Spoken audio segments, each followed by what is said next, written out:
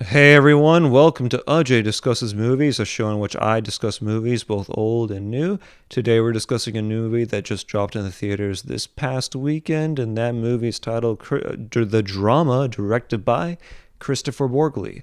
This film is the follow-up to his last film, Dream Scenario, starring Julianne Nicholson and Nicolas Cage.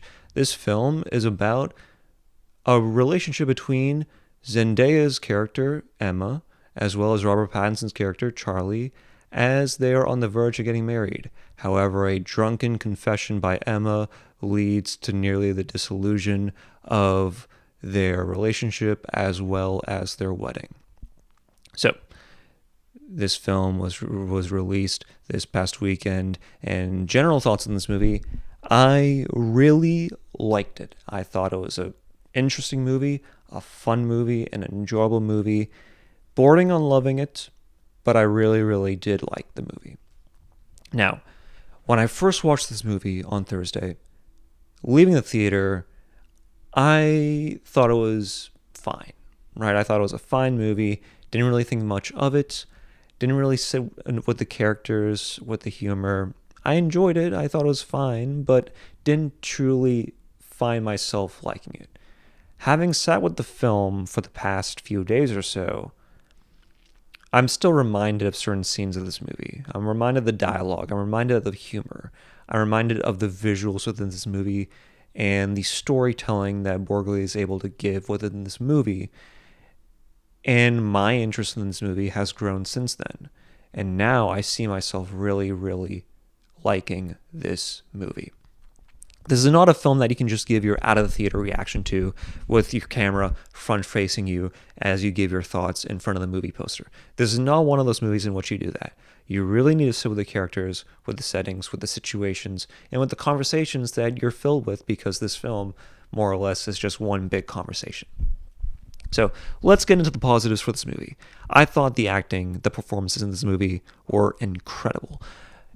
They all did well. Alana, Haim, Mamoudou, Athie, Zendaya, but the standout in this movie is Robert Pattinson. Robert Pattinson is on a generational run. I hate to say that word. I know that run is coined by Chalamet, so there's a little bit of pretentiousness to it, but I do agree with it. I think right now we're seeing Robert Pattinson in his generational run.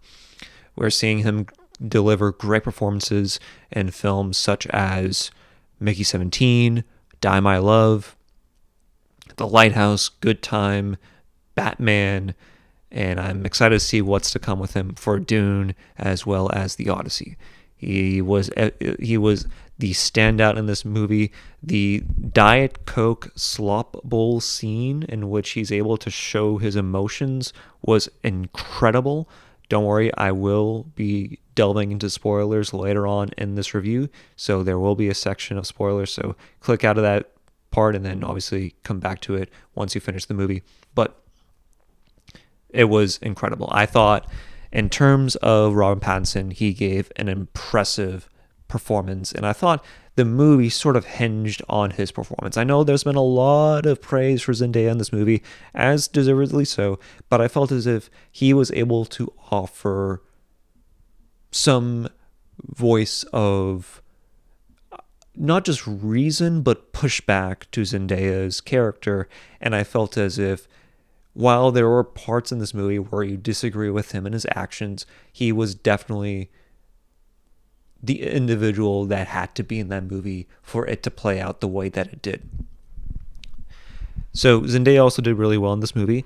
And Alana Haim, I felt as if she really played that horrible, nasty character to the fullest extent. She understood her role and she understood what she had to play in the movie.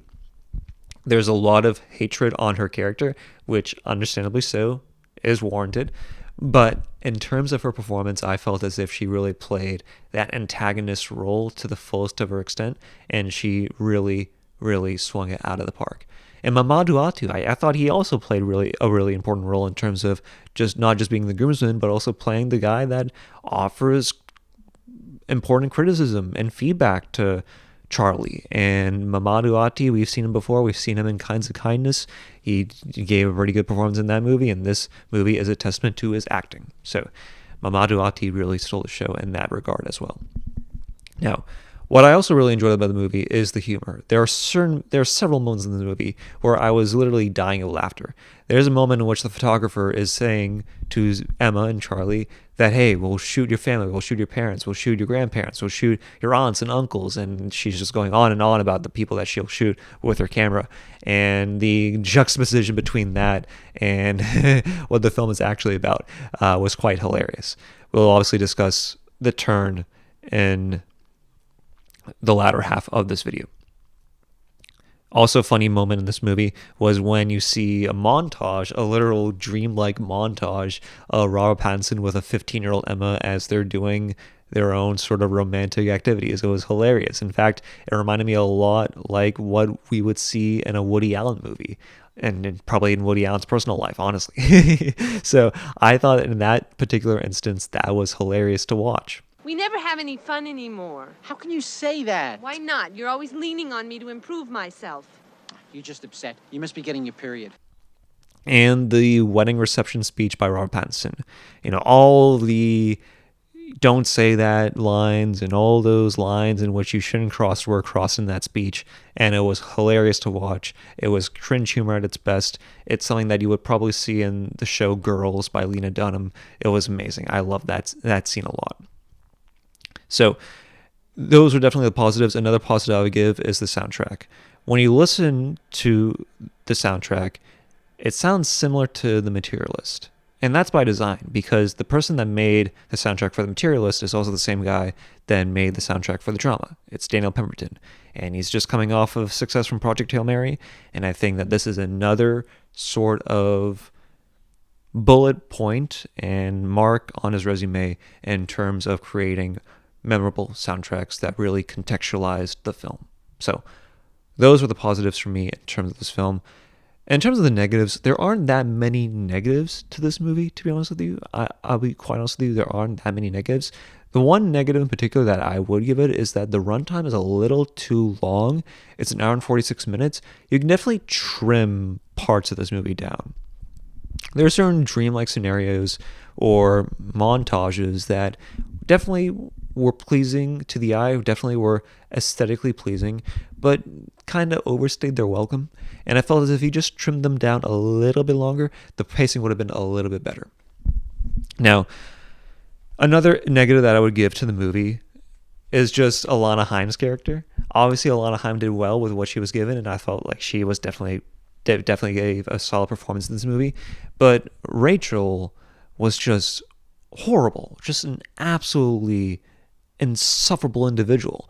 And the moral grandstanding that we see from Rachel in this movie was just so out there that it made her unlikable.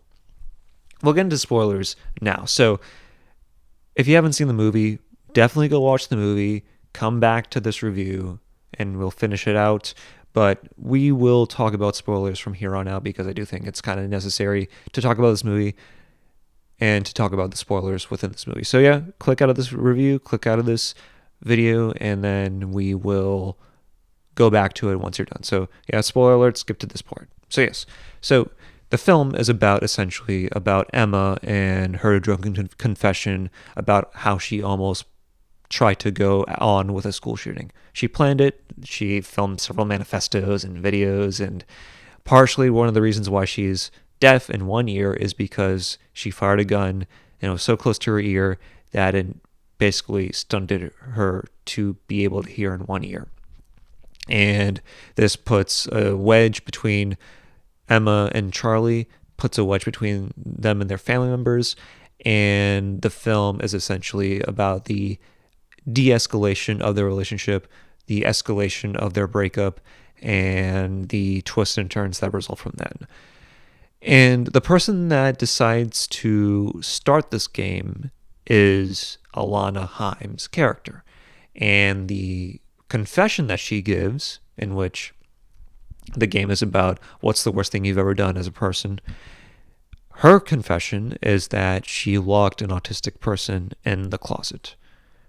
Which, maybe this is just my opinion, I think that's far worse than planning a school shooting and that not going into fruition. Because at least with in one instance, you actually did it. You actually put your thoughts into action and actually did it. With Zendaya's character, she didn't do it. Now, granted, she was on the verge to. She didn't do it. So, I don't know. Listen, I'm not one to judge a person's character, right? Like, who am I to judge? But, in my opinion, that's easily way, way worse. And her reaction to Emma for saying that, I was like, okay, there was a clear plan by Rachel to break up this relationship. I think that's sort of how I interpreted that scene. I thought that was just a clear way to, whatever Emma said in that instance, it could have been something like, I don't know, messing up somebody's order while she's was working somewhere. Whatever, it may have been as mundane as that.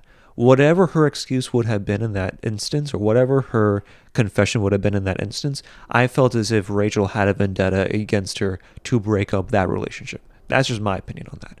So, I don't know. I think the twist, I see a lot of controversy in terms of the twist. I don't think it's warranted. I think it's more or less just propped up by A24 to generate hype and buzz for the movie. Right now, the box office for the movie is $20 million on a $20 million budget. We don't know about the specifics of the numbers because, again, this is Wikipedia we're dealing with, and a lot of times these budgets are often double or triple the actual budget for the movie, or the amount of money that they invested in the movie is double or triple the amount of that they had for the budget. So who knows whether or not they're going to make a return on their investment. But I don't think the controversy is that big of a controversy. I really don't think so. I think part of it is because of the fact that A24 is just trying to get the movie out there and to make people feel invested in the movie and make people care about the movie. But I think it's not really a big thing. I see a lot of reviewers on YouTube refuse to cover this movie because of the difficult subject matter. And I don't really think it's that difficult of a subject matter to discuss because school shootings are sort of embedded within American culture. If you have guns and if you have the frequency of guns that we currently have in this country, there are going to be school shootings and there will be instances in which guns fall into the wrong hands. Emma's character did not own a gun. She was 15 years old. It was her dad's. So I don't think it's that big of an issue to discuss this movie. 20 years ago, a little over 20 years ago, Gus Van Sant released a movie titled Elephant. And the movie was loosely based off of the events that happened at the Columbine school shooting. Now, in that movie, there's an actual school shooting. And it's difficult to watch, horrifying to watch, a lot more horrifying than what you'll see in any horror movie whatsoever. But not only was that film well received, it won the Palme d'Or at Cannes. So, I don't know. I think that we as an audience don't need to be treated like children. I think that we should be able to watch difficult pieces of art, difficult movies that I think should warrant a discussion. And I think in a lot of ways this will warrant a discussion. This film I think is in the same realm as, say, Blue Valentine, where when you leave the theater, you're like, okay, that movie was quite dark, but I think if it leads people to have the right conversations about things, then it's important.